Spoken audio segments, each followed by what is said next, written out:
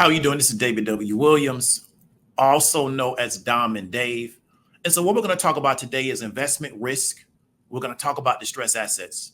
And the reason why this particular video is going to be important to you is because as an investor, as somebody in the investment space, also as a trader, you're going to be in a position to buy things, right, that are going to be considered distressed. We're going to kind of go into what that means. You're also going to be in a position to sell things that are going to be considered distressed, right? And what we want to kind of get you to understand in this video is some of the risk associated with that, and also maybe some of the moral obligations and maybe implications, or maybe the environment that you maybe want to consider as you're taking these particular actions as an investor, whether you're going to be buying or selling, right? And so this is why we think this is important. So we're going to continue our investment risk series. And what we're going to talk about is distressed assets. I think this is a really, really important video because you're often going to be approached with certain type of deals. And people are going to sell you on the value of that deal. People are going to sell you that this particular deal is lower than the actual market value that you would believe it has. And you want to kind of ask yourself, is there any kind of due diligence? Is there a specific perspective I need to have on this? But also on the flip side, you may be trying to convince somebody that they're getting a great deal on what you're trying to sell them and they should move forward on it. And you want to kind of ask yourself, are you really presenting the information in the correct way for them to understand it? Or are you believing that they should just do all their own due diligence and how it falls out is really kind of based on them and not necessarily on you having to submit information to them? Now, the sponsor of the show is going to be the www.thehighestpaid.online. And the reason why we think that's important is because as a trader, you want to really, really understand risk. You also want to kind of understand what are some of the risks associated with you trading. And something I've really been very adamant about teaching traders is to make sure that they understand the risk and make sure that they manage the risk associated with every trade. And so the highestpaid.online is an options trading academy for people that are maybe not satisfied with the amount of money that they're making on their 9-to-5 job. They don't like the fact that they don't really have anything they can do about the inflation. And they don't also like the fact that they got to take so much time away from their family to make the money that they're making.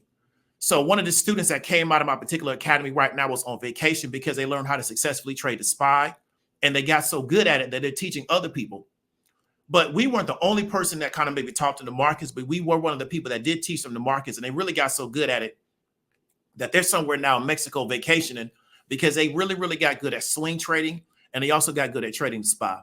So I'm very happy that I was able to kind of introduce them to the options market, and they stuck with it and they continue to apply themselves. And they put themselves in a position where they can benefit and really get more time for themselves and their family, but also generate an alternative source of income for themselves outside of what they're making on their 9-to-5, to where now they can use their trading to kind of pay for their vacations, right? So that's something I really want to encourage you to look into. Really look at it with kind of open eyes and open ears and an open heart, and ask yourself, can we really help you get the life that you desire? Now, going back to investment risk and distressed assets, right? Here's what we want to kind of go into. One of the most important things that we're going to kind of talk to you today is to get you to kind of understand that you're an investor, right? And so as an investor and also somebody that wants to manage risk, there's going to be certain kind of questions you want to kind of ask yourself when you're operating in these spaces. So the goal of this particular video, again, is to get you to really understand how you perceive yourself as an investor, right? And there's going to be different scenarios that you're going to get into as an investor. And one of the scenarios you're going to get into as an investor is somebody is going to present you with the idea that you can buy something, what we would call under market value. What I mean by that is that if we believe the market is valuing this at $100, you may be presented with the opportunity to buy for $80, right? And often when we see a red day in the market, and what I mean by red day in the market is I mean that the market is selling off that day. And people will say, well, use these colloquialisms. It's time to buy when there's blood in the streets. They'll say that Warren Buffett tells people to be greedy when other people are being fearful. However, what I want you to understand something is that being a value investor, and what I mean by value investor is buying stocks that you believe are undervalued by the market, it takes a degree of expertise that many people do not have, right? So what we're going to do in this particular video is, as an investor, we're going to show you both sides of the coin. We're going to show you the buying and the selling side. And we're going to ask you kind of questions around how you perceive the risk associated with some of these activities, whether or not you believe you should involve yourself in these activities as an investor. Because as an investor and as a trader, if you do anything except buy the index, I'm sorry, let me correct myself. If you are involved in any investment activity, because even with the index, they'll teach you something called dollar cost averaging, which is when the index sells off, you should look to buy in. You're going to be presented with this idea is that you should look to buy assets or buy securities when they're quote unquote on discount or they're quote unquote undervalued. However, if you really don't understand what that actually means and don't understand some of the reasons why they're undervalued, you can maybe find yourself in a position to where you're buying something, but you don't get the value out of it that maybe you thought you would get. Another question you want to ask yourself is that if you're looking to sell things that you're selling to people are undervalued and you're telling people that you're getting a great discount or sell on this, are you kind of asking yourselves, is it your responsibility to educate the buyer on what they're actually buying, or is it their responsibility to do the due diligence? And we're going to kind of go into that. So what I want to ask you as an investor is, how do you feel about buying or selling something that you know the value has fallen off? If you have control of an asset or a security, so let's say it's a house, and let's say you own houses in a block and the majority of the houses are foreclosed. And so there's a lot of foreclosed and abandoned houses on the block. How do you feel about buying that particular property? Also, how do you feel about selling it? Right? How do you feel about selling something that you know has lost a lot of value? How do you feel about buying something where you know the value has fallen off? Now, one thing about the real estate game is they kind of teach people to look for houses where you're buying it at a lower price than what the value actually is, because that's the only way you're really going to make money on the house. Right? But what we find is that sometimes people can buy houses and they think they got a really, really good deal. And as they go to try to remodel the house and then put it back on the market, what they find out is that they overpaid for the house. Something that Jimmy Williams got me to understand is he says that the numbers for the house have to work on the front end. What you can't do is make the numbers work after you buy it. So what you can't do is try to save so much money on the remodel and save so much money on other areas to where you can make the fact that you overpaid for the house on the front end work. He says you got to come in knowing that you underpaid for the house based on the real value of the house. And everybody has numbers at work, but you have to find a formula that kind of works for you. Because if real estate was so easy to where you just had to get numbers out of a book and they worked all the time, everybody would be millionaires off real estate. There's more to it. There's actually having a really good understanding of the market, and you kind of knowing based on your relationships and you understanding the tone of that market, how you can take that property and put it back on the market, and it can get a return for you either by selling it or generating some type of what I would call a rental money, or what we call cash flow off rental back to you, right, to justify what you put into that particular house. Okay, so here's the next question we're going to kind of ask and continue to look at yourself as an investor. As traders or investors, we can be in a position to sell or buy distressed assets. Let's talk about some of the ethical challenges or risks that can come up with in this position. So again, I want to get you to understand something. If you're in these markets from a buying stocks, even buying the overall index, right? So let me give an example. 07, 08, 09, maybe even 2012, the overall market was really, really down. As an investor, should you buy it at that time? Right? Because many people will tell you that's the time you should have bought it the most, but it was down the most. Right? So what's the risk associated with that? What if it keeps going down?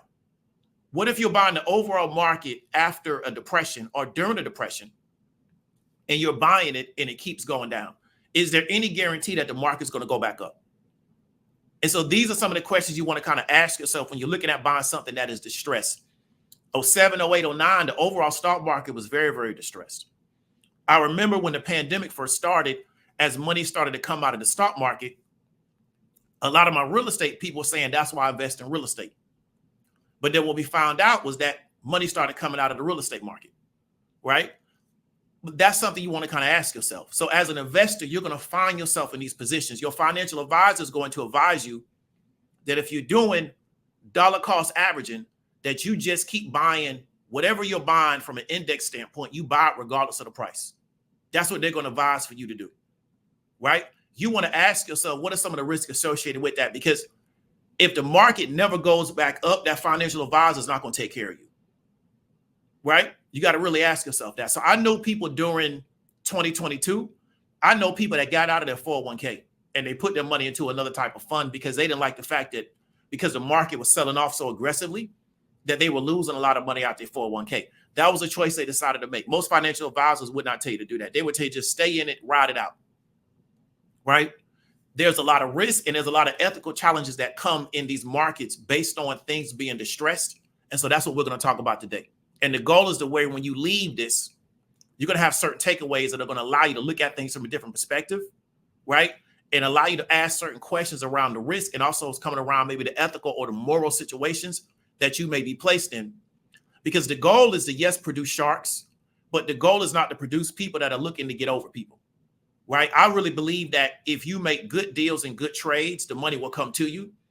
I don't believe that I need to teach you to look to skin people and to look to scalp people to make your money. I don't believe that. I believe there's so much money in this market. You can allow people to make good trades and make people understand, what the whole situation is. And you still can make your money instead of looking to try to find some people that the market will call suckers or dumb money and to try to take dumb money, take advantage of dumb money. And that's how you're going to come up, right? A good example of that would be what the GameStop CEO was doing, where every time the price goes up, he does an offer. Why? Because he's using the shareholders as dumb money. And they don't realize that's what he's doing. So GameStop has raised $4 billion off their shareholders, and they've really done nothing to improve the company. But GameStop now is so capitalized, they can pretty much do whatever they want to do.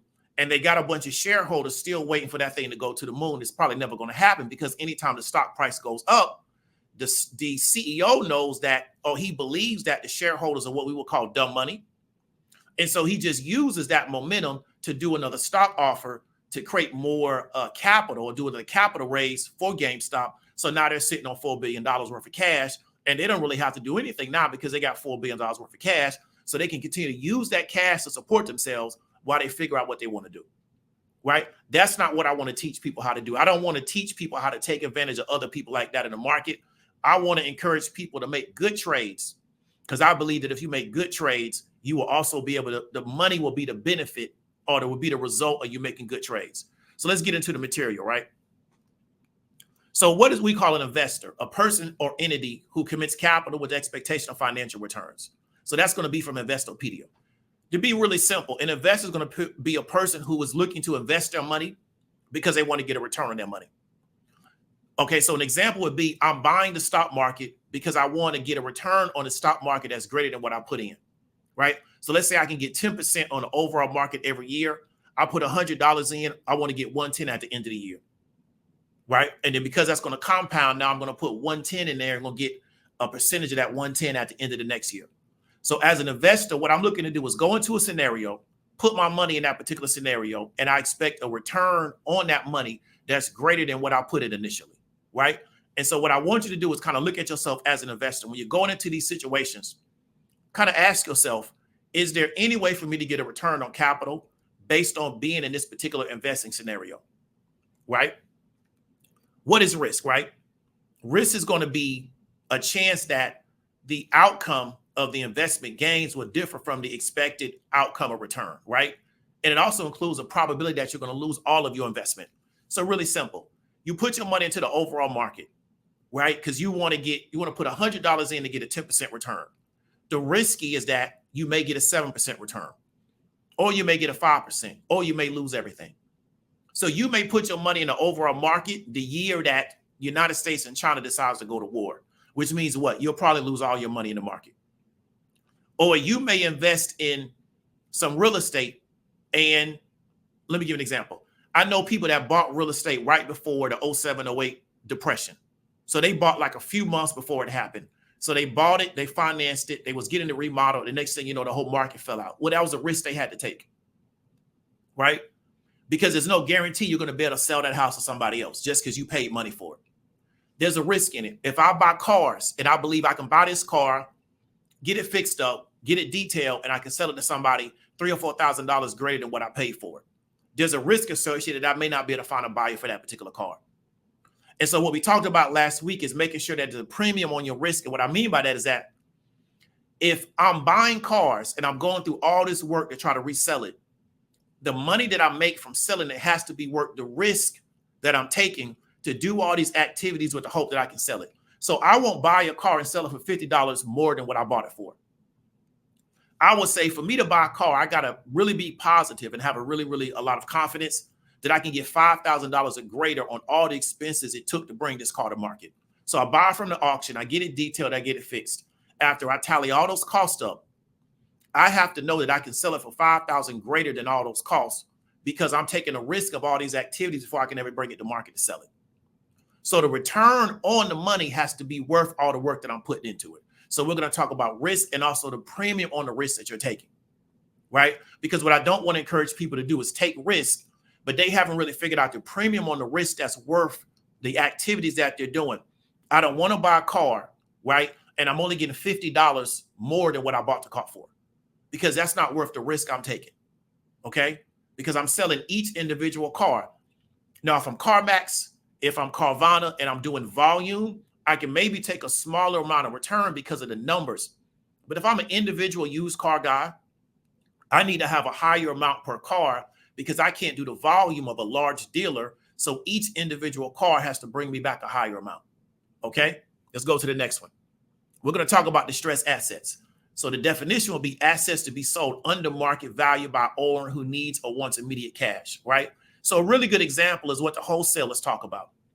So when we're looking at the wholesalers, they're teaching you to, and I'm not trying to put words in their mouth, but I'm trying to just kind of paraphrase what they're talking about. They're teaching you to go out in the market and to really understand why somebody wants to sell a property. And you use that reason to kind of bargain. You can have a person where they may inherit a property, but they need cash. Or they may inherit a property, but they don't want to go through the work of maybe remodeling it. Or they may inherit a property, but the property is in one part of the country, they live in another part of the country, and they don't really want to be bothered with the property, right? Or they inherit a property and, they don't like the person that they inherited the property for, so they don't care if they sell it. Or they inherit the property and they may not see the value in the property because they're just not educated. But they do want immediate cash. Therefore, the wholesaler can know that this property, I can probably sell it to an investor for $50,000. They'll offer the owner $25,000 cash right now and say, if I give you $25,000 cash right now, will you buy it? Will you sell it to me? They sell it for $25,000 cash. They create a contract for it, however they got to do it. Then they go find an investor and they change positions, right? Same thing with a car. Same thing with pretty much anything that can be like an asset. A person wants immediate cash, right? It's going to be considered distressed. So that's what I want you to understand. Let me give another example. And we can kind of talk this from like an NFL standpoint. The players on the NFL team are an asset, right? They're considered assets of that particular team. When the team is looking to trade that particular player, what they don't want to do is make it look like they're desperate, right? So even though they're not going to trade it for cash, but they are going to sell that person's contract.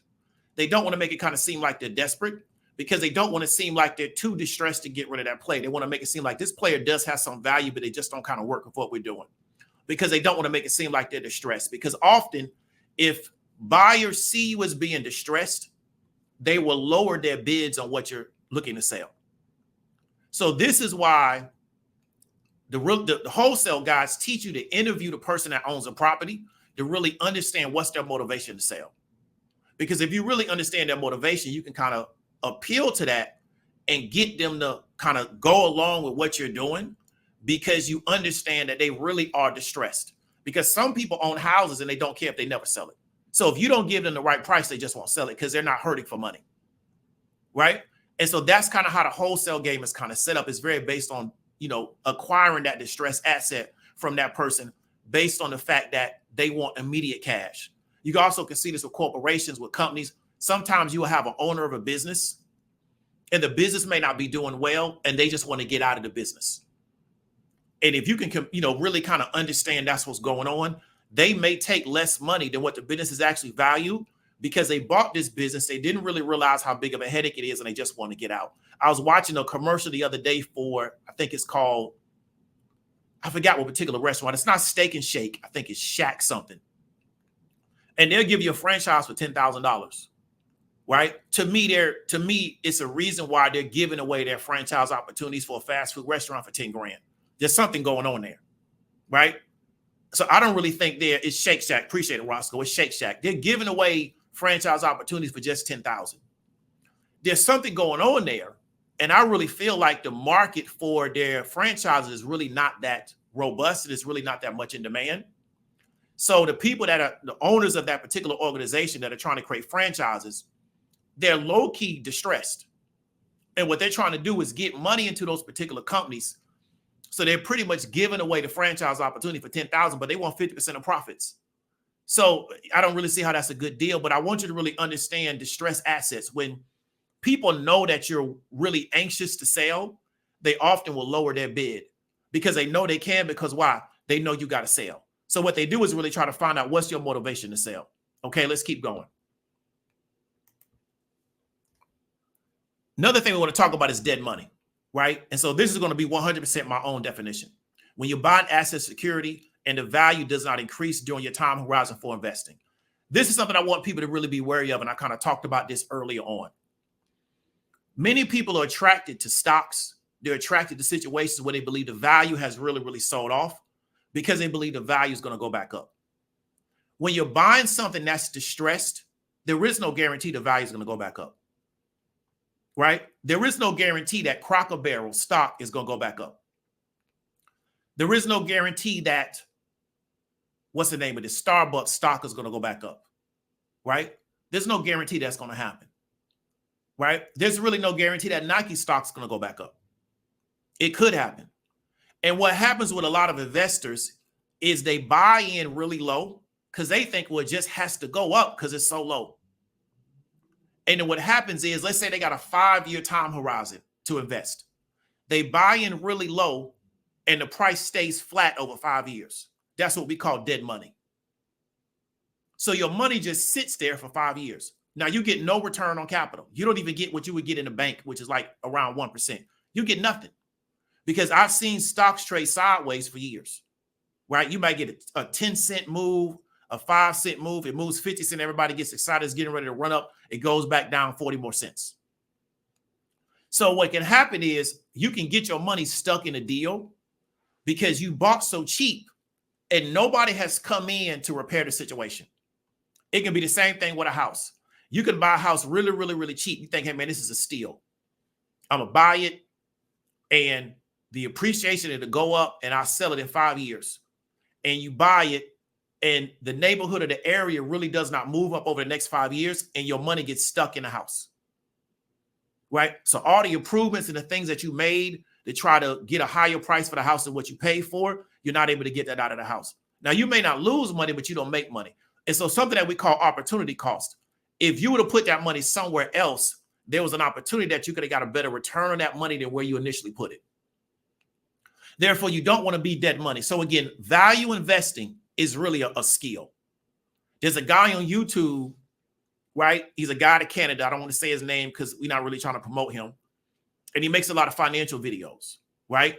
And he has his financial channel, I know for a fact, pays him more than his job. So he's never going to stop making YouTube videos, right? This guy, finance space is very lucrative if you can do the numbers. He's probably low-key making $500,000 off his YouTube channel, right? So that pays him more than what he would make as an analyst for this firm out of Canada. But the firm he works for does value investing. Value investing in beating the overall U.S. market is very difficult. It's very difficult. It's not impossible, but it's difficult. So he does a lot of videos on, people giving incorrect financial advice, yada. But in reality, what he does for a living is very difficult to be very good at.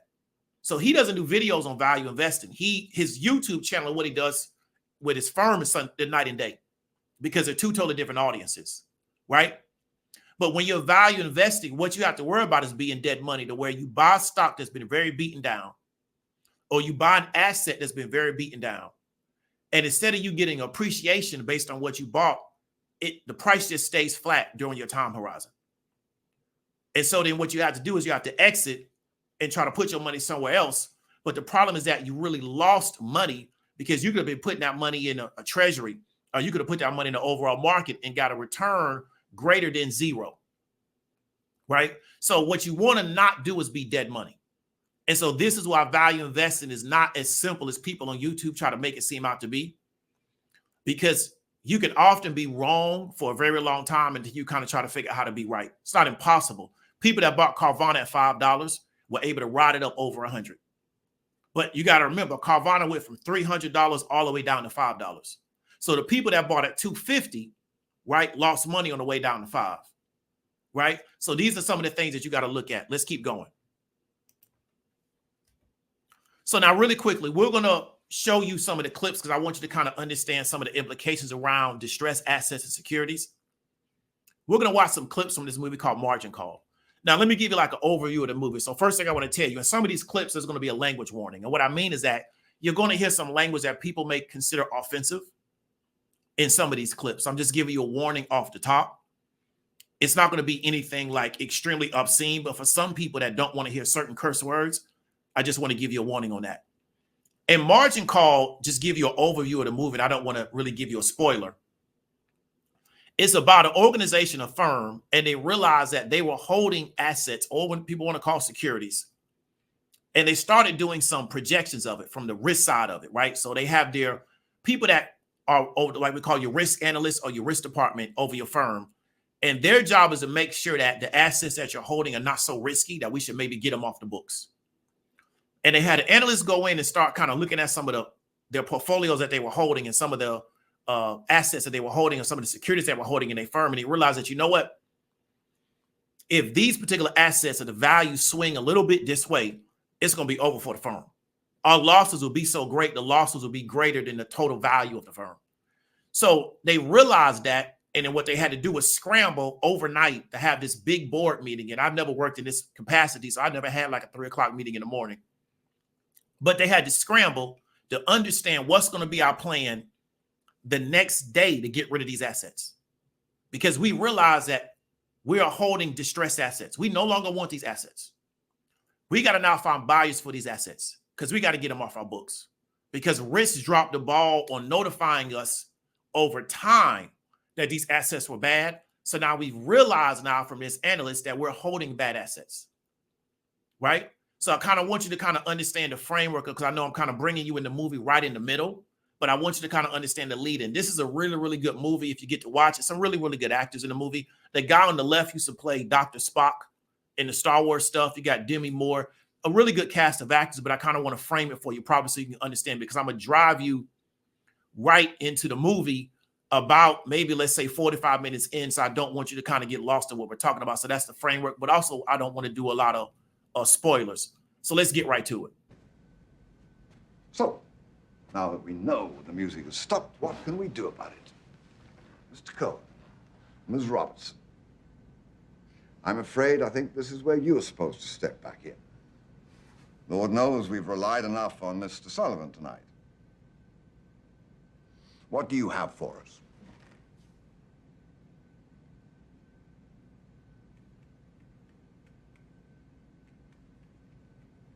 What have I told you since the first day you stepped into my office? There are 3 ways to make a living in this business. Be first, be smarter, or cheat. No, I don't cheat. And although I like to think we have some pretty smart people in this building, it sure is a hell of a lot easier to just be first. Sell it all today. Is that even possible, Sam? Yes, but at what cost? I'll have to pay. Really? I think so. Where is this going to come back to us? Everywhere. Sam, I don't think you seem to understand what your boy here has just said. If I made you, how would you do this?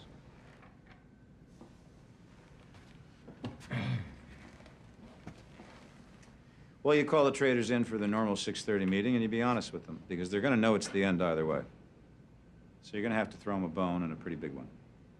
And then you've got to come out of the gate storming. No swaps, no nothing.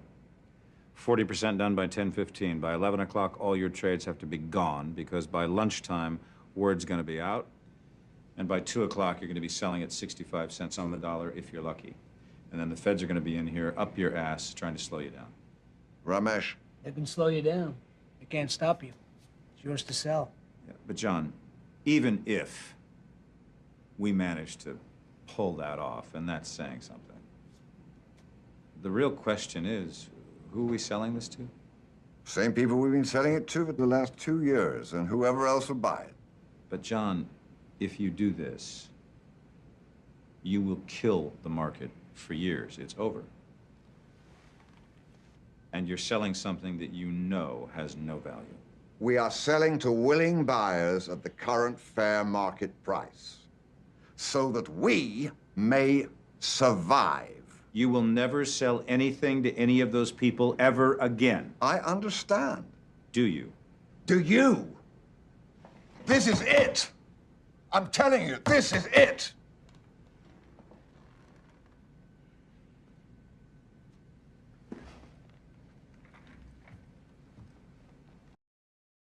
Okay, so kind of want to show you that clip. And so to get you to understand is that they realize that we're sitting on all these particular assets. Really in that situation going to be what we call securities, which is just kind of similar to assets. There's these particular securities that they believe have a specific value. And from a security, we mean something that has a value, right? Just a really simple concept of what a security is, right?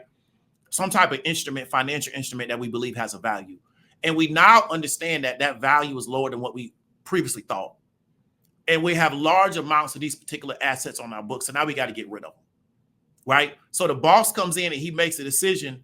We're going to sell it. And the guy that runs the trader, so he's a manager of the trading desk, he's saying, well, you know it has no value.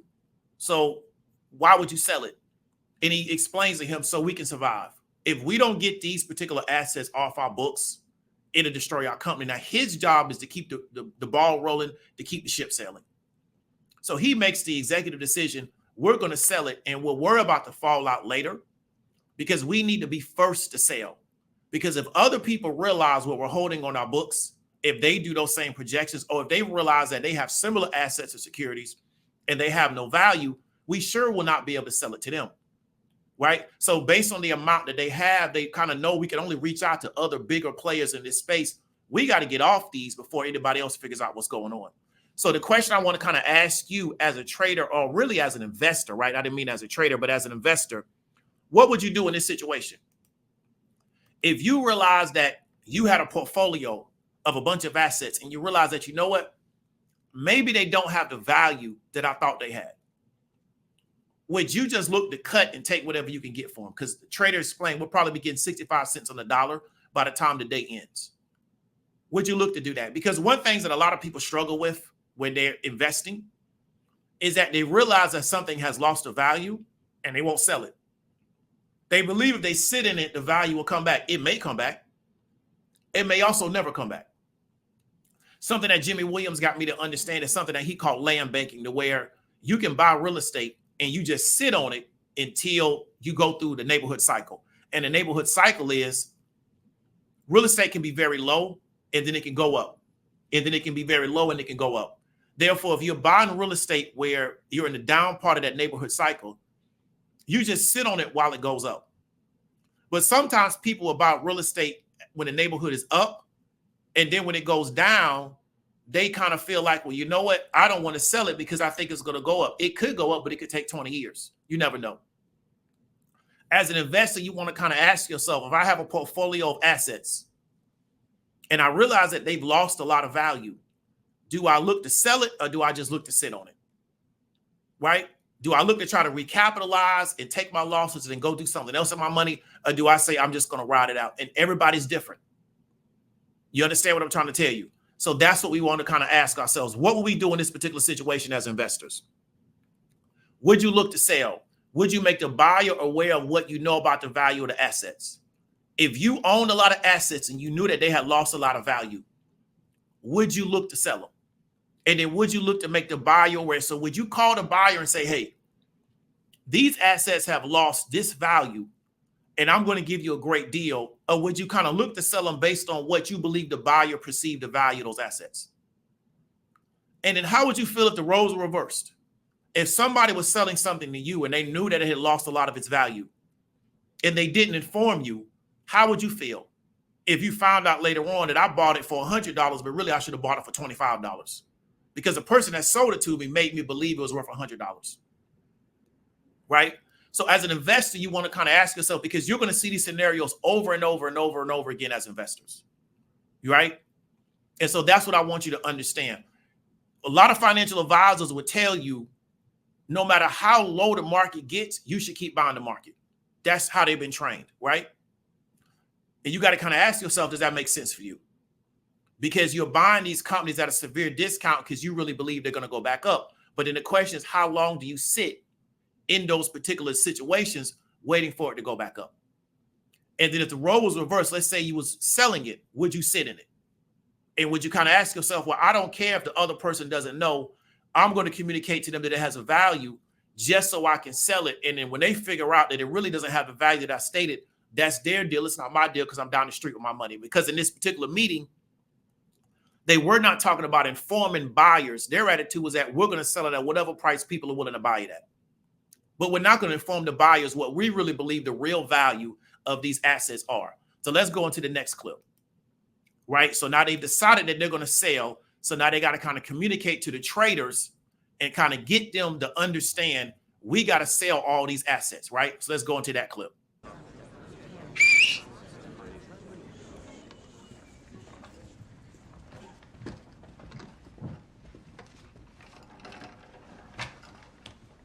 Thank you all for coming in a little early this morning.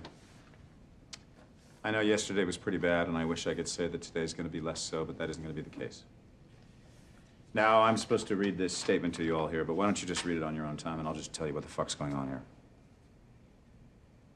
I've been here all night, meeting with the executive committee, and the decision has been made to unwind a considerable portion of the firm's holdings in several key asset classes. The crux of it is, in the firm's thinking, the party's over as of this morning. There's going to be considerable turmoil in the markets for the foreseeable future. And they believe it is better that this turmoil begin with us. As a result, the firm has decided to liquidate its majority position of fixed income MBS today. These are your packets. You will see what accounts you're responsible for today. I'm sure it hasn't taken you long to understand the implications of this sale on your relationships with your counterparties and, as a result, on your careers. I have expressed this reality to the executive committee, and they understand. As a result, if you achieve a 93% sale of your assets, you will receive a $1.4 million one-off bonus. If the floor as a whole achieves a 93% sale, you will get an additional $1.3 million apiece. For those of you who've never been through this before, this is what the beginning of a fire sale looks like. I cannot begin to tell you how important the first hour and a half is going to be. I want you to hit every bite you can find. Dealers, brokers, clients, your mother if she's buying. And no swaps. It's outgoing only today. Obviously, this is not going down the way that any of us would have hoped, but the ground is shifting below our feet. And apparently, there's no other way out. Okay, so what he was kind of doing is they had to incentivize or sweeten the pot to really get the traders to work, right? And so the question you want to ask yourself, and again, I'm a side note that I continue to reiterate to people that traders really run the world, because none of this stuff works without traders. None of us are going to retire if we're invested in any kind of fund without traders making sure we retire. You're not going to retire because of magic. Traders have to make sure you retire if you invested in the overall market, because the value of what you bought is going to be determined by traders. But I don't want to get off track, right? Why do you think they need to incentivize the traders to sell the distressed assets?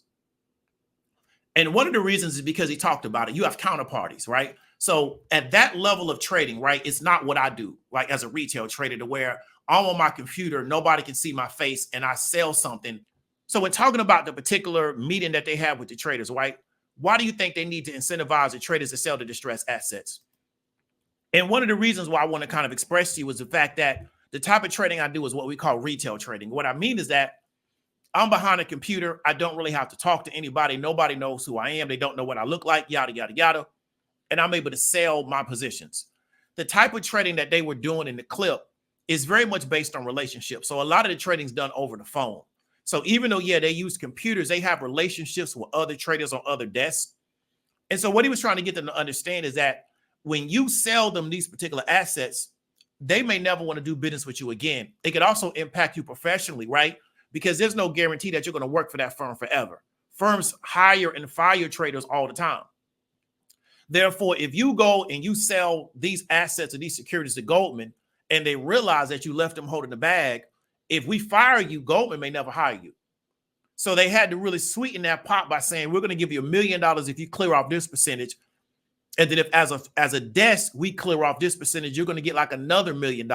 They kind of give you something, you know, like a nest egg to work with to maybe you figure out what your next position is. Because after they get done doing this, they may not even have a job for that firm anymore. And so that's what I want you to kind of understand is that the traders realized that they're making us, you know, kind of sell something that really doesn't have a lot of value. And there's going to be a hit to our reputation and to our career in this space by doing it. So we have to give them something to kind of make them do it, right? So the next question is, if you are a trader, would these incentives motivate you to sell assets you know are distressed and your buyer does not know, right? And so again, if you knew that as an employee or as a trader in this particular situation that we showed, would those incentives motivate you to sell assets you know are distressed and your buyer does not know? So again, as an investor, if you're looking to sell something that you know has lost a lot of value, are you willing to educate your buyer on the loss of value, or will you just sell your buyer, you know, on the belief that, well, it does have a value, and are you looking to buy it? City, this is Eric. Give me Elliot. City. Hey, it's Will Emerson. William, how are you? I'm all right. How's the trouble and strife? Busting my ass as always. You see, that's why I tried to tell you, John. Why do you think I'm single? I know you did. What can I do for you? Listen, I just got the tap on my shoulder, and we've got some risk over here that we need to move. So today it looks like my loss is your gain. What kind of size we talking? Should be on your screen. I just sent it. Jesus, where does this land? 96 on the dollar. 91. All three, and we're done at 94. 93 and a half. Done. Trading. Hello, gorgeous. Will, what's happening over there? Well, today's moving day. What are you guys so worked up about? You think they tell me anything? All I know is that today my loss is your gain. Now, you're a friendly, so I'll come to you first. I got 270 mil of 15 a year paying out a 1.5 above par. Where's it from? Where's it from? Do you care? No, not really. Now, where's the trade? I'm hearing things Alexis, and you guys are scaring I'm only me. sharing this with you right now. 85. Done. Deutsche? It's Will Emerson. Fuck you, you limey bastard. Are you still angry about that? Word's out. I'm hanging up now. Merrill, Lawrence, What the fuck are you guys doing over there? just a little spring cleaning. That is not what I'm hearing. All right, Lawrence, are you a buyer? I'm not sure anymore. Where at? Well, it sounds like I should be asking you where. And what are we talking about here? 375 mil of 30-year mixed. Fuck me. Are you with me on this? 63 cents. Oh, fuck you, I'm hanging up. 63. Let me call my man here, I'll come back to you in 5. Maybe 55 and 5. Well, all right then, stay on the line. Sam, pick up the phone. Sam, get on the line. Yeah. I got Lawrence and Merrill. Where are we? 63 cents. Jesus. On what? 375 of mixed 30. Get him to 65 and hit it. Are you fucking kidding me? What is that? That's a $131 million loss on a single trade. I understand. Hit it. Hey, Lawrence, we're Philip Kill at 65. It's filled.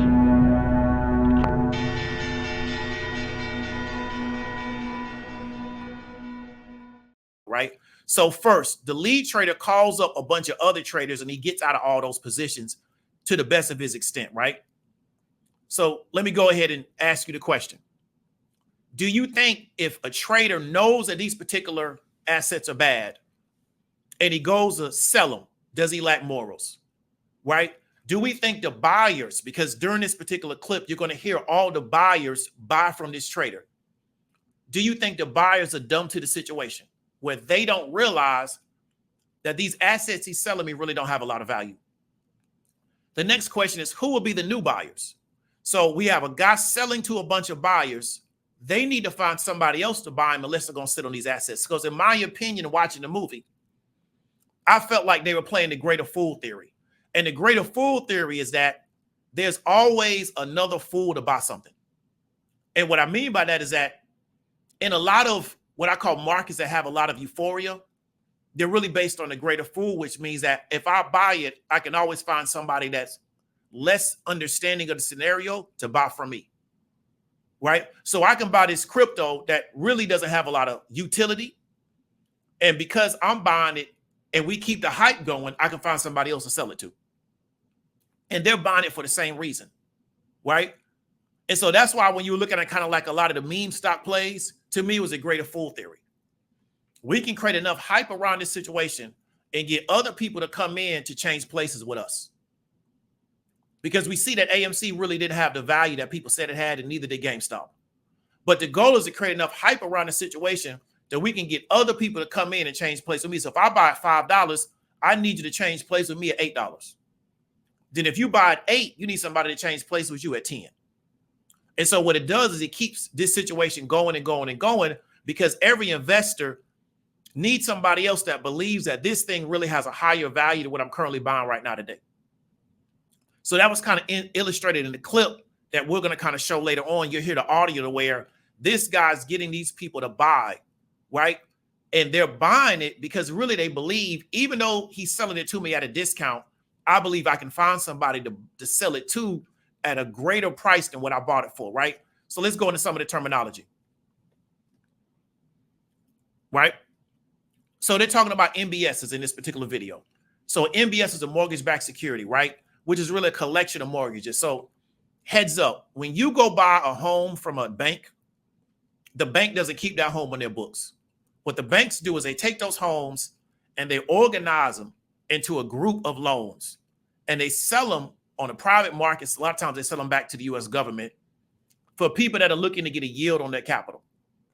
So we call it a mortgage-backed security, where the security is backed up by the mortgage. So as long as a person keeps paying their mortgage, right, it's going to produce the yield that people are looking for. So this is why, you know, I try to get people to understand is that the real estate market is really not a market of physical properties. It is for the Airbnb people. It is for the people that do fix and flip. It is for the people that are doing rental.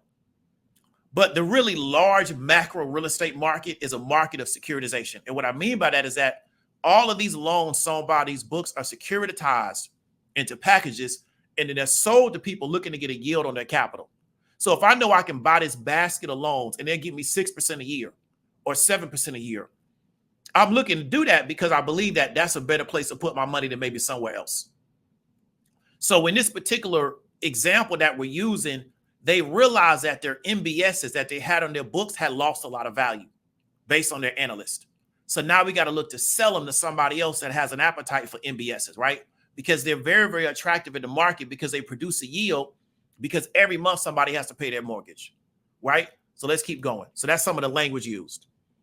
Now in the clip, he was talking about 96 cents on the dollar. And what that means is that willing to sell something valued at $1 for 96 cents. So if we have this particular MBS mix, right, and it's valued at 1 million, we'll sell it for 960. But the question you want to ask yourself is, why are they willing to sell it for less than what the actual value is? So if somebody comes at you and says, hey, I'm willing to sell you something at 50 cents on the dollar, well, why are they willing to sell it for me so cheap? What's going on that they're practically giving it away to me? And they'll let me know they're giving it away, right? Next thing they talked about, he's paying $270 million at 15-year, paying a 1.5 above par, right? So he's going to explain, I got $270 million at 15 a year, right? Paying 1.5 above par. So $270 million, right, is the amount looking to sell. He has a particular group that is $270 million. That's the value that I'm looking to sell. The 15-year is the long term. So we know loans are normally sold at 15 and 30-year extensions, right? So it's a $270 million at 15-year. The 15-year is a loan term for that MBS tranche. Paying a 1.5 above par. So that's the value of the bond, right? Is worth more than the face value. So if you got a bond and it has a face value of $100, this particular is paying a 1.5 above that, which is 1.5% above it. So he's really trying to express the value of what he has. But then in the clip, he sells it at 85 cents on the dollar. So the question is, why sell it at 85 cents on the dollar? The value is so great because it's not valued at 85 cents on the dollar. He knows that. But what he has to do is sell it to make it seem attractive. So he's calling somebody else up and he's kind of communicating to them, these are the conditions of this particular security or asset. But it really has a greater value because it pays at 1.5 above par. And I sell it to you at a deep, deep discount because he's trying to make it seem attractive. Okay. Next thing he talks about, he says, I got 370 mil or 375 mil at a 30-year mix, right? So as we break this down, we understand that 370 mil is the amount that I'm looking to sell. A 30-year mix is the loan term for this particular MBS tranche, right? 30-year mixed tranche is mixed, right? So different credit ratings of default risk. So when we have a tranche, it can be mixed.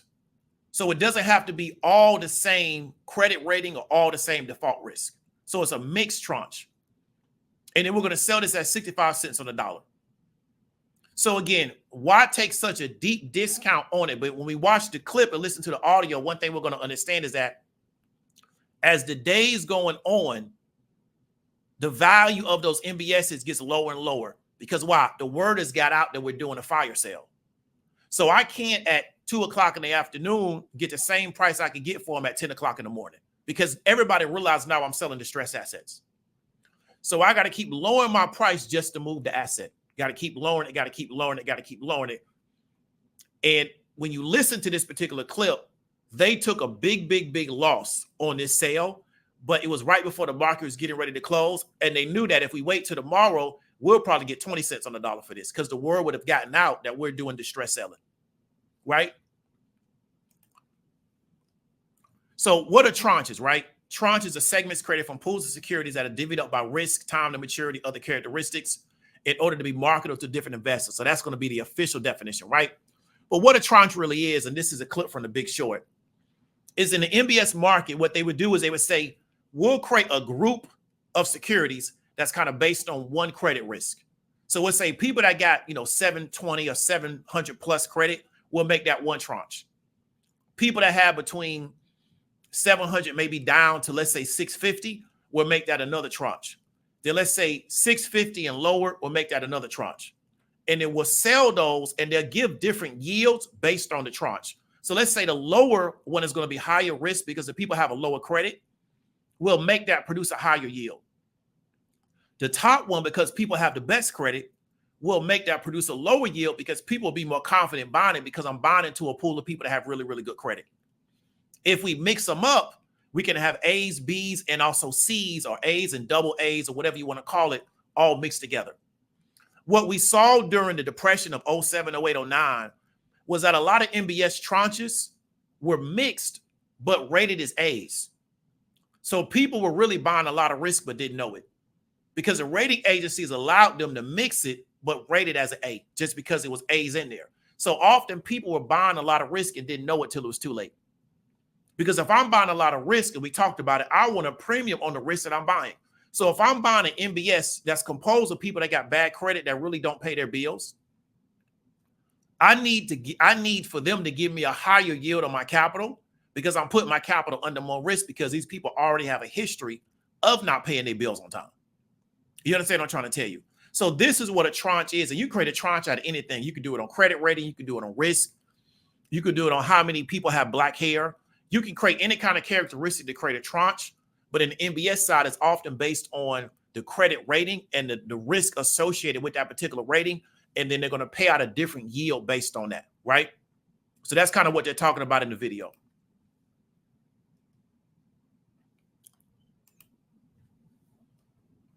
So selling and buying distressed assets and securities is a major part of financing the markets. In some situations, the buyer has an understanding of the value of the asset. In some situations, they don't. You as an investor, you're going to get exposed to scenarios, whether you're looking at stocks, whether you're looking at real estate, whether you're looking at cars, whether you're looking at just land. You're going to have people tell you, hey, man, you can buy this land at a cheaper price than what it actually is because this person doesn't know what the price actually is, and then you can go sell it to somebody else at a higher price. My question would always be, If this person sold it to me at such a low price, how do I know there's a market to sell it at a higher price? Right? Because if there was, how come the other person wouldn't go buy it? So what about when I'm looking at buying land? My question is, where's my edge at if I'm going to sell it to somebody else? Not if I'm going to buy it and hold it, but if I'm going to buy and sell land, where's my edge really at? Is my edge just ignorance of the market? Right? But buying and selling distressed assets or securities is a major part of financing the markets, right? Is really how a lot of people make their money. And some people, what they do is they just try to find dumb money. And, that's just what they do. That's not what I teach, but that's what they do. They try to find marketplaces where people really don't know the value. And they try to either buy from those people or sell to those people, right? In my marketplace, people often really do know the value. So it's going to be very difficult to find dumb money. What we have to find is what we call mispricing. But we necessarily can't find what we call dumb money because I operate in space with some really, really sharp people, right? But in some situations, the buyer has an understanding of the value of the asset. In some situations, they don't. As an investor, you want to make sure that you understand what the actual value is. If you're looking at buying a distressed asset, you understand the risk that you're taking. But also, you kind of understand some of the questions around you selling one, right? In some situations, the buyer has no idea how much value the assets have lost. As an investor, you got to determine the risk and mores around your activity and use that framework to guide your behavior. I personally don't look for dumb money. That's just really not how I do what I do, right? I don't say, you know what? I have some assets that I know that have lost a lot of value. Let me find some people that are totally ignorant to what's going on and let me sell it to them as if it hasn't lost a lot of value. That's really not how I make my money. I'm not judging anybody else. That's just really not what I do. And that's also not what I teach, right? But as an investor, you got to determine some of the risk around, I'm buying this piece of property in this side of town, and I'm being told this is a really good investment, but is it really a good investment? Because why is this property so cheap? Like, what are some of the conditions around this property that has made it so cheap, right? And what are some of the moralities around me looking to sell to somebody something that I know has lost a lot of value? If I know that this particular asset has lost a lot of value. So like, let me give an example. I don't know where I was looking at cars with somebody, but like, so let me say, like, I'm from Florida. We get a lot of floods. What happened is, and I was talking about somebody with this, is a part of Florida will flood. The car will be flooded out. A mechanic will get it. They'll repair it and they'll sell it. Often, if a car has been flooded, it never works right again. That can happen. But the mechanic will never tell you this is a flood car. Because if you know it's a flood car, right, you will never put the value on it that they're trying to sell it to you for, right? But if you're buying cars at auction because you're a car investor or you're a car broker, do you know that these cars are flood cars? Do you know what to look for, right? So these are some of the things that you got to kind of understand, because really a flood car to me is a distressed asset. If a person is trying to sell me a car that's been flooded, they need to almost give me the car, because there's so many problems that can come from a car that's been underwater, especially for a certain amount of days, that I will buy for pennies on the dollar because of the amount of work that I got to put into it. You understand what I'm trying to tell you? When you are an investor and you're looking to buy stocks to where they're really beaten down, they've sold off a lot, right? They haven't done well over the past few years. The question you want to kind of ask yourself is that, am I really aware of what's going on around why I think this stock's going to move back up? Inside my course, I got a video on Rite Aid. Rite Aid at that time when I made the course was in the teens. I don't even know Rite Aid is even still listed right now. It's just gone down. It had been going down for years, right? So people were buying Rite Aid thinking, well, it's so low, it's going to go back up. Rite Aid just never went back up, right? So often people don't really understand the true value of things, right? And they buy it not really understanding it, and they end up dead money, and then they don't know what happens. And then they kind of get turned away from the markets because they really weren't educated on the space, right? So these things can happen. Let me go to the next one. Let's kind of wrap it up, right? So we're going to do our takeaways. First takeaway, you want to see yourself as an investor. And what I mean by an investor is you want a person who commits capital with the expectation of financial returns. If I'm investing my money in something, I'm looking to get a return on my money. I don't want my money just sitting there. If I want to give somebody a donation, I just give them a donation. But from an investing standpoint, I'm looking for a financial return on my money. Now, I may be investing in people and not looking for a financial return, but I'm investing in an asset or security. I'm looking for a financial return on my money. And I have a specific expectation of what I want that return to be. Okay. So I want you to really start looking at yourself as an investor. That's going to be one of our takeaways. Next takeaway. What is risk? Risk really is the probability of you losing all of some of your original investment. So you believe you're going to get 10%, you really get 5%. Or you believe you're going to get 10% and you lose everything. That's risk. And so every time you go into a situation as an investor, you want to understand that there is some probability that you can lose everything. That's why they kind of tell you you should never invest any money that you can't afford to lose. When I say lose, I mean lose all of it. Because there is always a potential that you lose it all. Right? So I want you to understand that. Next thing, we're going to talk about distressed assets. Right? Takeaways. Assets to be sold under market value by owner who needs cash or wants immediate cash. If I'm looking at a marketplace and I believe that these assets are distressed, in my opinion, the buyers or the owners of the asset need immediate cash. And so they're looking to cut a really fast, quick deal because they just want to liquidate. And we saw that with margin call. The goal was to just liquidate those positions as fast as they could. So that's why at the end of the trading day, they were taking less and less for the position. They started off taking 95 cents on the dollar or 93. At the end of the day, it was taking 65. Because we just got to get out of these positions. And I've had that with contracts. I've had contracts to where they were so underwater, I said, I'm going to just sell it and try to see what can I get for the contract. Because what I don't want to do is sit in the contract and it go to zero. So let me just sell it and get whatever I can get. Whatever the market will allow me to get, I'll sell it. Right? Because my positions are so bad and I don't really have a belief that they're going to come back. And the longer I wait, the worse it's going to get. And a lot of people mentally can't come to terms with that as an investor. Some people will just stay in positions and hope it comes back. It may come back, it may never come back. But you got to kind of ask yourself, does it make more sense to cash out, take my money, recapitalize, and figure out what my next situation is going to be? There's a guy on YouTube called Ben Mala who operates out of Florida, big real estate guy, and he talks about during the 08, 07, 08, 09 real estate crisis, he sold everything. Because he realized if I don't sell everything now and I wait 2 more years, I may never be able to sell it. Because if I really believe that this real estate market is going under, I got to get what I can get right now today. So did he get the best price? No, he didn't. But he got a price for it. Because he calculated, if I don't get what I can get now out of this market, I can wait 2 years and can't get anything out of this market. Right? So waiting won't help me. So let me find people that are willing to buy. So they knew he was distressed. But he was like, I just got to cash out. And so he cashed out and sat on the sidelines and just waited for everybody to get pushed out of the market over time. But he got out early because he realized this market is going south so fast. I just got to get out, get my cash back, and sit on the sidelines and just wait. And as an investor, sometimes you got to make those decisions, right?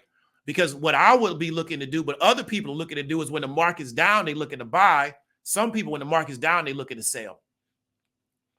We're going to see how a lot of investors are going to conduct themselves in this real estate market, because I really believe that a lot of real estate investors, especially I would call retail investors that are not corporations, I really believe they overpay for a lot of these houses. And I really believe over the next 1 to 2 years, when they really realize I can't get what I thought I could get out of these houses, they're going to become distressed. I did not say that the whole real estate market was going to crash.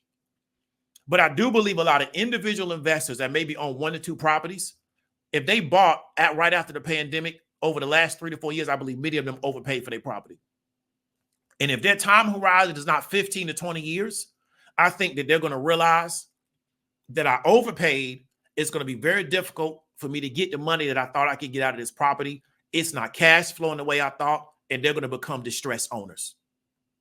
And they may have to take a loss on what they bought, because that's the only way they're going to be able to get off of it. Because what we're going to happen is that some of these properties are going to find their true price, and it's going to be lower than what they bought it at in 2023 and maybe sometimes 2022, right? Because I've seen a lot of homes, especially in Orlando, people buying homes in Orlando for $300,000, and they in some of the worst areas of the city. I don't see how they get their money out of that house unless they sit on it for 10, 15 years.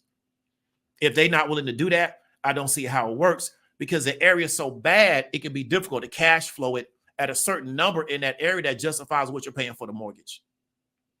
because you got a mortgage at $300,000 at 6%. So you got to at least cover your mortgage with your rent. And it may be difficult in some of these areas of Orlando. I mean, I've seen them trying to charge money for, I know people get killed in some of these areas and they trying to charge $350,000 for these houses. It's like difficult, right? So that's something I want you to understand. If you're buying an asset that is severely sold off, ask yourself, what is so attractive about this asset outside of the price to makes me want to buy it? Because if a person is selling you a distressed asset, I want to really encourage you to make sure that you have a plan to do something with that distressed asset. Is not just the price of the asset. I tell people all the time, when you go into the grocery store and the food is slashed, you know why the food is slashed? Because it's getting ready to go bad. So the grocery store owner doesn't want to get stuck with food that expires. So they cut the prices. So that's why it's cheap. It's not cheap because it's cheap. It's cheap because food is perishable. So I got to cut it to sell it to you. And you got so many days to consume it to freeze it before it goes bad for real. Right? Same thing with like when I was growing up, some of y'all don't know about this because, y'all from Beverly Hills, but I'm not. My mom used to take me to a place called the Day-O Bread Spot. Right? So y'all know about like Hostess cakes and what you call them things? I forgot the name of those cakes, like all the little Hostess cakes, all those things. So there was a place called the Day-O Bread Spot. And in Orlando, Hostess had their own Day-O bread. So some of y'all don't know Hostess. They're this place that make like desserts. Right? And so my mother would take me to the Day-O bread place. And so when the bread expires in the store, the vendors would take it all to this one spot. And it wasn't bad. It just was past the sale date. But even though it's past the sale date, you got like another week and a half where you could still consume it and it wouldn't like be moldy. So my mother would take me to the Day-O spot and they would cut the price of that bread by like 50, 60%. So we would go in there and stock up on like all the cupcakes, all the cakes, all the bread, and we would stock up. And then what we would do is we would just freeze it. And then you could freeze it and kind of eat it because it was distressed because this was the last place you could sell it and get some money for it. So Hostess was like, we're going to put these storefronts up. And what we'll do is we'll cut the price really, really low. So, they'll probably almost make what they paid for it to make it, but we'll get something on it, right? Just to make sure we can get something for it, right? Because it's distressed now because its food is perishable. You see what I'm saying? Walmart, they take their Day-O bread and they donate it to like churches and missions and stuff for like people that's running food banks. But yeah, I used to get all my snacks and Hostess stuff out of the Day-O bread spot. I don't eat like that anymore because I don't eat sweets. But growing up, that's what we used to do. And then we would freeze it and then take it out of the freezer and kind of eat it how we wanted to. So that's how we was able to get that type of stuff and not have to pay retail for it, right? But it was a distressed asset because it's food. So this is really, really big in the financial space, buying and selling these particular assets. I just want you to kind of understand that. Dead money. When you buy asset or security, the value does not increase during your time horizon for investing. This is really, really important. If you're buying something that you believe is distressed and you believe it's going to go up and you got a time horizon and it doesn't go up, but it really doesn't also sell off, it just stays flat. That's what we call dead money. I want to encourage you to not be dead money. Many people that try value investing end up being dead money. It doesn't mean you shouldn't try value investing. It just means that what happens to most people because they really don't have a model that works for them based on what they really understand. Just because a stock has sold off doesn't mean you should go buy it, right? It doesn't mean that because stocks sell off every day. But many people, the way they want to invest is they want to always try to buy stuff on discount. They're discount shoppers. That's cool. But they often end up being dead money. And what I mean by that is you have people that bought Dollar General. You got people that bought Dollar Tree. You got people that bought Advanced Auto Parts like a year ago when it really, really, really sold off. And they're pretty much at the same price that they were when they bought it a year ago. Right? So it's dead money. Right? You see people where they buy the IPO and 3 years later, the price is under the IPO price. That's dead. It's really not dead money. You really lost money, but that can happen too. Right? Or you see people that they buy IPO, it goes up and then it goes down and 4 years later, they're at the same price of IPO. That's dead money. So even though you had a paper gain, because you never took it out of the market, you never got a realized gain. So your money just got stuck in that market. I really want to encourage you to not be dead money. Sometimes you can't avoid it. But I don't believe that just because a stock is on sale, it means buy it. I don't believe that just because somebody cut the price on the house, it means buy the house. It's a reason why they slashing these particular prices. I want to kind of understand what that reason is and then understand whether it makes sense kind of based on my investing perspective and also my time horizon, whether it makes sense for me to try to accumulate those assets, right? So that's going to be pretty much it on investment risk and distressed assets. Again, I want to encourage you to really look at yourself as an investor, to really try to understand the risk associated with your activities. And also to kind of understand that if you're looking to buy something that's going to be distressed, understand all the elements around it. Just because something's discounted doesn't mean that it should be attractive to you, in my opinion, because I would really encourage you to make sure that you have a plan on what to do with it. I'm not as capitalized as other people. Therefore, my money may have to work for me differently to somebody else. Somebody that has $1 million that they don't really have to use. They may be able to take $1 million and buy 3 or 4 houses and just let those houses sit for the next 35 years because they got other millions in other places. So they don't have to worry about that million over there. So one thing we saw during the pandemic is we saw a lot of corporations come in and buy large amounts of real estate and essentially land bank real estate, because in their attitude is that we have so much capital, we can put money in real estate and we don't care if it never cash flows over the next 15, 20 years. We are so invested in a long-term play that we'll just bank our money there. And then in 25, 30 years, when the value finally goes up, that's when we'll sell. But they can do that because they're so well capitalized, right? If I'm not that well capitalized, I may have to kind of play a different game. You understand what I'm trying to tell you? So that's what I really want you to understand about distressed assets. And then if you are selling distressed assets, do you believe that it's your job to communicate to the buyer that what the real value of the assets are? That's a decision that you got to kind of make on your own. I can't tell you what to do. I don't teach people to find dead money in the markets. I teach people to make good trades, right? Because I believe that the money is a benefit of the good trade. But some people do try to find dumb money and sell the dumb money. It is what it is. But I want you to really kind of understand these particular situations as an investor, because this is what I believe. I believe if you go out in this market and you look to try to find dumb money, and even if you're successful, one day somebody's going to do that to you. And in the way in which they do that to you, you might not recover from it. So that's why I don't teach it, because I believe that you're going to create a spirit around that. And kind of how these things work is that you may think that you're doing something different than everybody else, but really you all are part of a group and y'all just really doing it to each other, right? But that's what I want to kind of talk about. If we got any questions or comments before we get on, before we get off, you can come through and talk about it. I appreciate everybody for picking up the second stream. Sorry for the technical difficulties. You know, YouTube is what it is.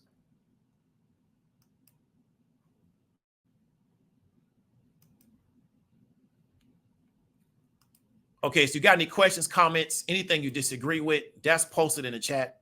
I'm going to read some of these comments, read out the super chat, and we're going to get up on out of here.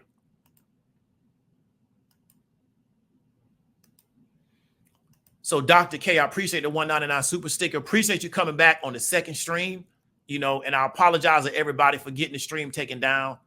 I didn't really think it was going to go that way, but you know, you never know how YouTube does it. I've seen all kind of stuff on YouTube. It's pornography on YouTube, and that's up. So it is what it is. So Dr. K is going to be the sponsor of the second stream. Appreciate it. And also appreciate you being a mod.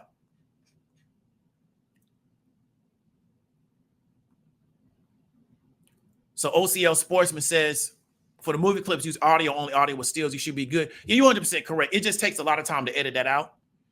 And I didn't just really feel like it justified it. Most of the clips was like under 3 minutes, right? But, you know, YouTube catches what they catch and they let other stuff go, you know, so it is what it is. It's all kind of stuff on YouTube, right? So I will probably do that in the future. But again, what I want to kind of communicate with the movies is the expression on the people, because they're really, really good actors, and kind of communicate the, I don't know how to say the particular words, but the emotions behind trying to liquidate those assets.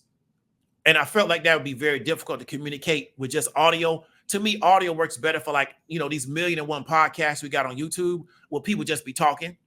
But real acting to me is also body language. It's not just the words that's coming out of their mouth. And so I wanted to kind of use that to kind of express it, right? But I agree with you. I can use the audio stills, but I just didn't really feel like, it would be necessary for what I was doing because I wasn't showing the whole movie. But, it is what it is. It's YouTube's environment. They can kind of do what they want to do. So Ms. Phoenix says those traders' reputations will be trash. You're right. Once they go through that, those reputations will be trash. It can be difficult for them to get other jobs. So they had to really incentivize them with, a big cash bonus. So they got something to live off of while they're trying to figure out what their next situation is.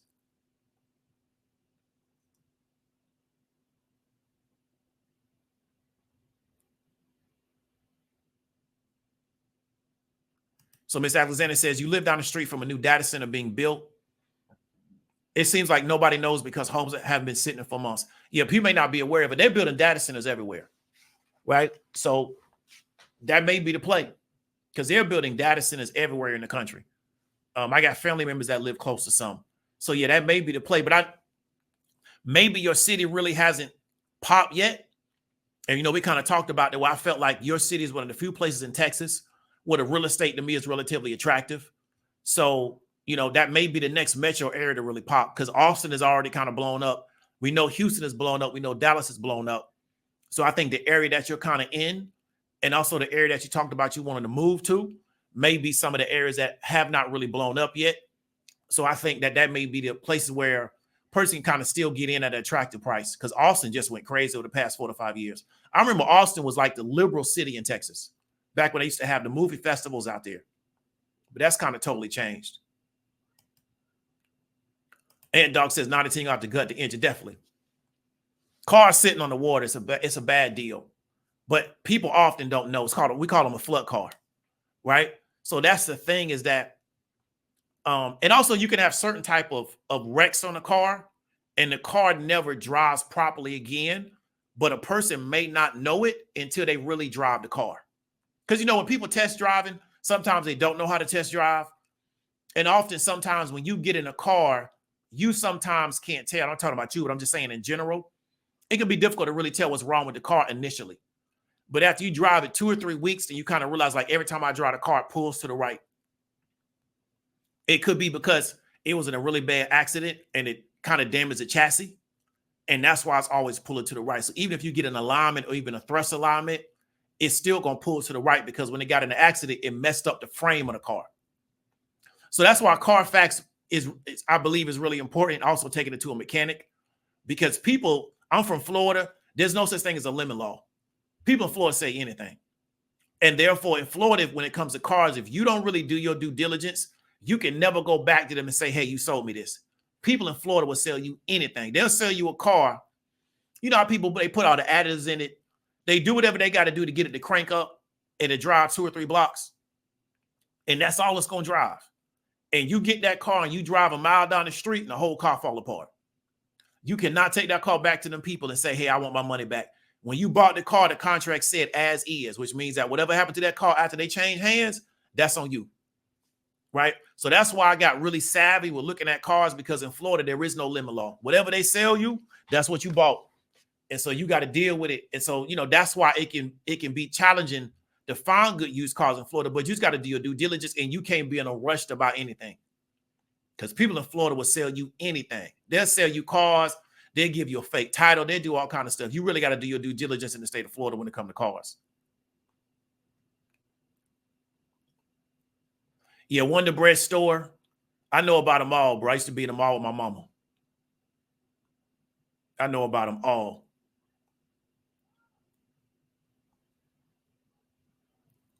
So Donna says, loves those hostess shops, cupcakes, and dessert we froze too. Definitely.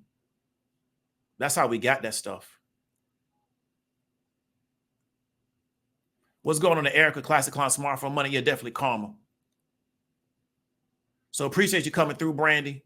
So OCL Sportsman says, great information. Information got me out of MO and my retirement account before the dip. It's still $5 over where I bought in. PM is so those are the nicotine companies. I feel you. I'm still bullish on PM though. even though they sold that one company the other day. So Kes Lathan says, do I think politicians do dead money plays? I mean, they probably got to do some. I think they do some just to make it look good. You know, politicians got, especially like national politicians, they get so much good information. If they lose on a trade or an investment, they probably doing it just to look good. You ever heard that concept the way if you get the answers to a test, you can't get 100% because that looks suspicious. So, you know, if I got all the answers to the test, I got to get some wrong. So the teacher don't be like, how this dude just keep getting hundreds? He ain't smart like that. He don't even answer questions in class.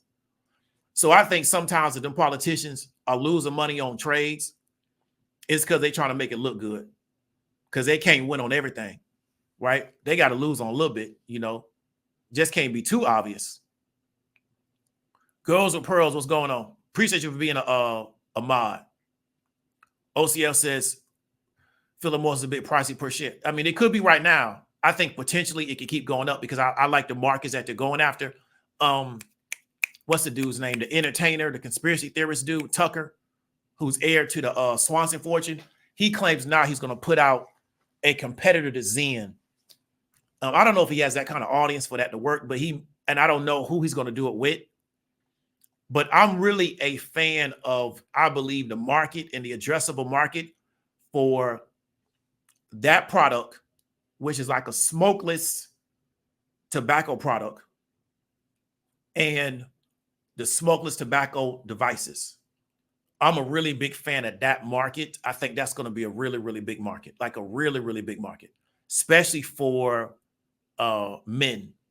I think that's going to be a really big market for men because it doesn't have a lot of the dangerous impacts with dip and snuff and all that type of stuff that, you know, can give you lesions and cancer on your mouth. It doesn't do any of that stuff. So I think that's a really, really big market. So let's see how it goes, right? But I like Philip Morris. I like the markets that they're addressing. And I like the fact that they are trying to create alternatives to just having people smoke cigarettes because the 80s is over. Like that, I don't think that's going to be the play anymore unless you'll make like maybe in Asia.